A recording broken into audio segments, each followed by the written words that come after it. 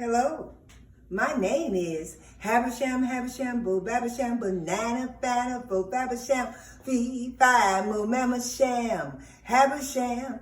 I'm a storyteller, a motivator, a music maker, and a pound cake baker. And I'm here today to tell you a story. It's a folktale from the country of Liberia on the continent of Africa. A folktale is a story that doesn't belong to any person. It belongs to a whole group of people. And the story is told over and over again, down from generation to generation. Are you ready, everyone? All right, let's go. The title, 2 Ways to Count to 10. A Liberian folktale. Long time ago, when the world was brand new, all the animals lived in harmony together. And the king of all the wild animals was King Leopard. Well, the king was getting old, and he was thinking, I'm getting old, and I don't have a son. I've got to find an heir to the throne. I know what? I'll call a council of all the wild things. And so it was. And so it was. All the animals came from all around to hear King Leopard speak. And they came far and wide, the bees, the bears, the birds, the elephants, the antelope. They all came. Even a little mosquito came to hear what King Leopard had to say. Well, he said, animals, I'm getting old, and I need someone to take my throne. And this is my proposition. Whoever can take my spear and throw it into the air and count to 10 before it hits the ground, you will be heir to the throne. And you will be able to marry my beautiful daughter, Princess Leopard. And the crowd said, ooh. And the crowd said, ah. And the crowd said, ooh. And the crowd said, ah. And as they were oohing, awing, guess who walked up? Mighty Elephant. He walked up and said, give me that spear. I am the mighty elephant. I will be king, said the elephant. Whoever thinks I'm not, don't worry about it. I got this. I will be king. I will do this thing. And he threw the spear up into the air. 1, 2, 3, 4, 5, 6, up. Uh-oh. He didn't count to 10. And the crowd said, and the crowd said, and Mighty Elephant went off into the bush. Well, next, the bullocks came up with his mighty horns, pushed everybody out the way and said, give me that spear.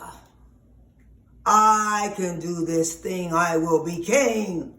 He took the spear and tossed it on top of his head with those mighty horns. He tossed the spear up into the air. 1, 2, 3, 4, 5, 6, 7.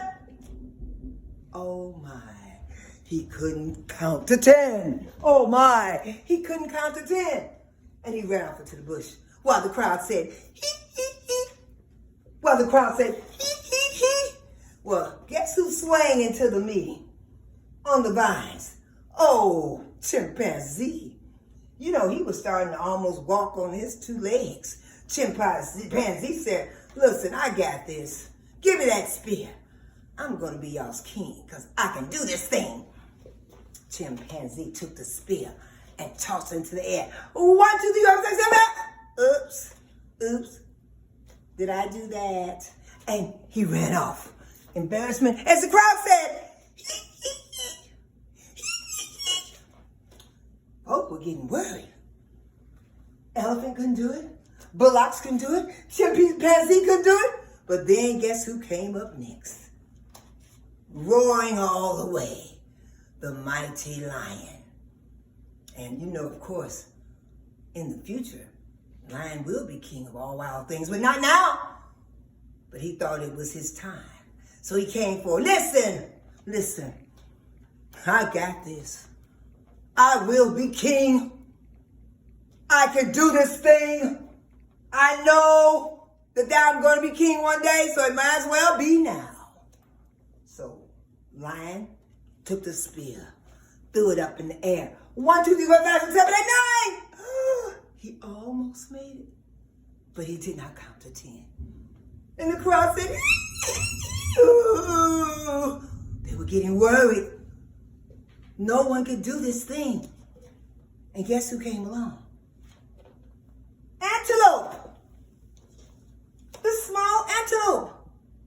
You know, the antelope is cousin to the deer. You remember the song? Oh, give me a home where the buffalo roam and the deer and the antelope play. That's him. He came forward and said, Almighty leopard, give me a try. I want to be king. I can do this thing. And the crowd said, why in the world would little antelope think he could outdo elephant, bullocks, monkey? What? Lion? And Antelope said, and King Leopard, you have a beautiful daughter. And when I look at her, my heart starts to beat. And Princess Leopard looked back at Antelope and her heart started to beat.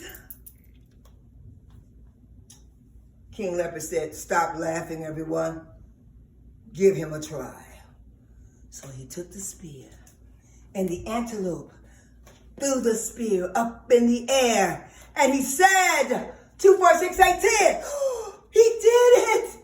He did it. He cut it by 2. He did it. And the crowd went into an uproar, cheering. Oh my goodness. King Leopard came to Antelope and said, truly you deserve to be king of all wild things, because you just didn't use your might. You used your brain. And that is a wise king. And so everybody cheered. And guess what? He married Princess Leopard.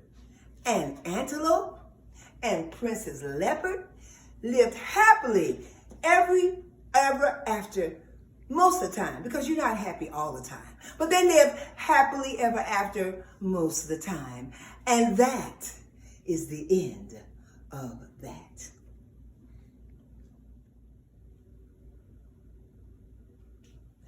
I've got a question for you. What 10 ways can make a better reader? Well, I have the answer right here on my little pen. There's 10 ways to become a better reader. You know what the answer is? Read, read, read, read, read, read, read, read, read, read. That's the answer. In order to become a better reader, you have to read.